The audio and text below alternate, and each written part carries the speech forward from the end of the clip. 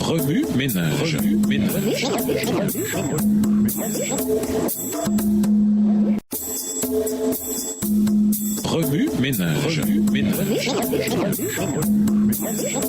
Bienvenue dans votre émission Remue ménage. Loi sur de lundi, interprétée, si seulement nous nous souvenions. Parmi les trois types de lois, nous avons examiné Deutéronome 14 qui traite des lois universelles. Et nous avons discuté de la façon dont la majeure partie du reste de Deutéronome, les chapitres 12 à 26, consiste en des lois d'application. La troisième catégorie principale de lois est celle des lois du sanctuaire. Dieu est clair. Ces lois qui n'ont jamais été conçues pour être gardées éternellement dirigent plutôt l'attention vers le Messie. Cependant, il ne nous est pas non plus interdit de les observer et le sanctuaire ne disparaît pas, mais nous renvoie au sanctuaire céleste où nous vivrons pour l'éternité. Nous observerons les fêtes du sabbat pour toujours. De plus, les autres fêtes seront de nouveau significatives au sens littéral dans le ciel. Il est important de regarder de près le texte biblique pour comprendre dans quelle catégorie chaque loi se trouve. Un autre aspect des fêtes est toujours d'actualité pour nous. C'est le rassemblement pour célébrer à l'endroit que le Seigneur choisira pour le culte. Même si nous ne célébrons pas ces fêtes, il est important de trouver des moments pour célébrer ensemble en dehors des célébrations du sabbat hebdomadaire. La Sainte Seine est trop souvent célébrée avec une solennité très sombre alors que la Bible la décrit comme une célébration et un festin. Si nous pouvions retrouver cela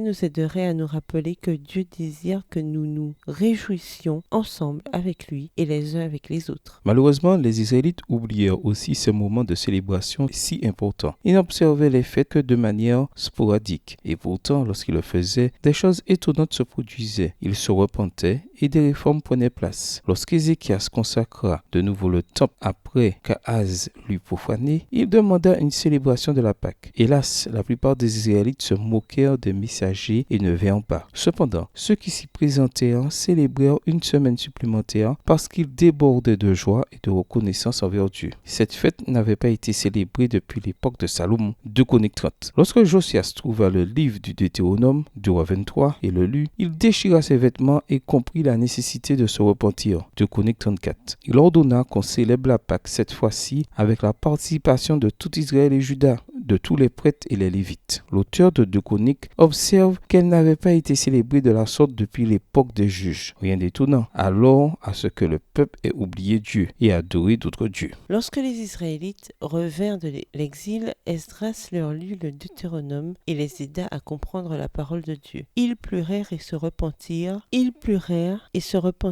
De ce qu'ils avaient fait pour se retrouver en exil. Néhémie chapitre 8. Mais Esdras les appela à se réjouir et à célébrer la fête des tabernacles, ce qui n'avait pas été fait depuis l'époque de Josué. Ce fut l'occasion de grandes réjouissances. Les célébrations sont essentielles pour nous maintenir ensemble en tant que peuple, mais par-dessus tout en lien avec Dieu, qui non seulement désire notre cœur, mais aussi aime se réjouir et célébrer. Remue ménage, après avoir regardé votre texte écrit et annoté, quels éclairages particuliers vos notes semblent-elles indiquer dans l'ensemble? Quelles questions émergent après l'étude de ce passage? Quelle partie du passage trouvez-vous difficile? Quels autres principes et conclusions découvrez-vous? Quelles sont les choses que Dieu a faites pour vous, auxquelles vous n'avez pas réfléchi ou que vous n'avez pas célébré depuis un certain temps? Au revoir. Et à demain si Dieu veut.